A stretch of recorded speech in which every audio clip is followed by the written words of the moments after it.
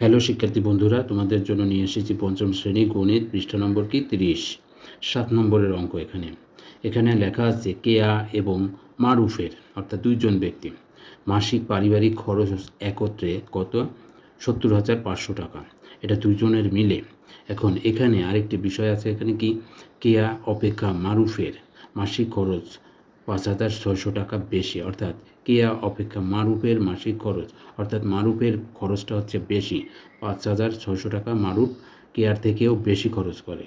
কেয়া ও মারুফের প্রত্যেকের মাসিক পারিবারিক খরচ কত, অর্থাৎ কেয়ার কত টাকা এবং মারুফের কত টাকা, এটা আলাদা আলাদা করে বের করতে হবে। এখন আমরা এখানে দেখি প্রশ্ন মতে অর্থাৎ প্রশ্ন অনুযায়ী এখানে 5,600 টাকা বেশি হচ্ছে কার, মারুফের।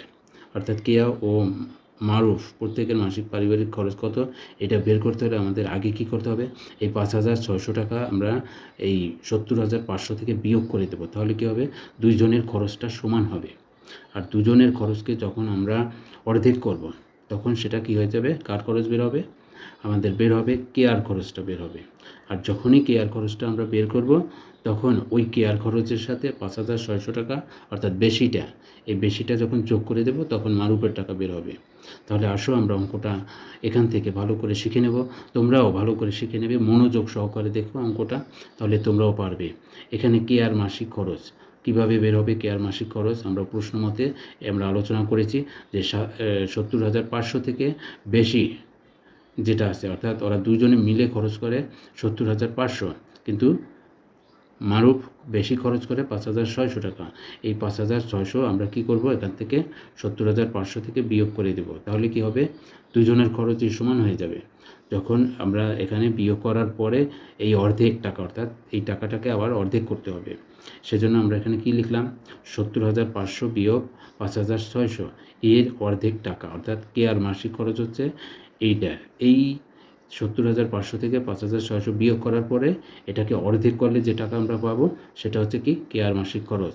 তাহলে এখানে কি করা হলো, 70,500 থেকে 5,600 এখানে আমরা লিখে নিলাম, এবং অর্ধেক মানে আমরা কি লিখতে পারি, 2/1 মানেই তো হচ্ছে অর্ধেক, 2/1 এটার অর্থই হচ্ছে কি অর্ধেক। তাই আমরা এখানে কি লিখে নিলাম, 2/1, অর্থাৎ 70,500 এবং বিয়োগ 5,600 এর 2/1 অংশ টাকা। আচ্ছা, এখানে আমরা এখন দেখি, যদি আমরা এটা বিয়োগ করলে কত পাওয়া যায়, এখানে এই সংখ্যাটা পাওয়া যায়, অর্থাৎ 64,900। 5,600 বিয়োগ করার পরে পাওয়া গেছে কত, 64,900। এখন এই 2 দ্বারা 64,900কে ভাগ করার পরে কত পাওয়া গেছে, এখানে 32,450। এখানে সেটা লেখা হয়েছে। আমরা যদি এইটাকে আবার 1 দ্বারা গুণ করি, তাহলে একই সংখ্যা, তাই এখানে গুণ করার দরকার হয়নি, শুধু 2 দ্বারা এটাকে ভাগ করা হয়েছে।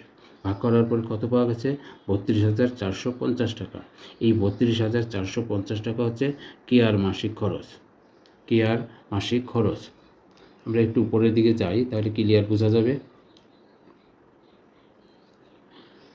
আমরা এখানে দেখি, এরপরে আছে কি, 32,450 টাকা হচ্ছে কেয়ার মাসিক খরচ। তাহলে মারুফের মাসিক খরচ কত হবে, তাহলে এই 32,450 টাকার সাথে যোগ হবে কত, এই 5,600 টাকা। অর্থাৎ এখানে আমাদের প্রশ্নের মধ্যে লেখা আছে কি, 5,600 টাকা বেশি, 5,600 টাকা বেশি খরচ করে মারুফ। তাহলে এই টাকাটাকে আমাদের কি করতে হবে, এই 32,450 টাকা কেয়ার খরচ, এটার সাথে এই বেশিটা কী করতে হবে, যোগ করে দিতে হবে।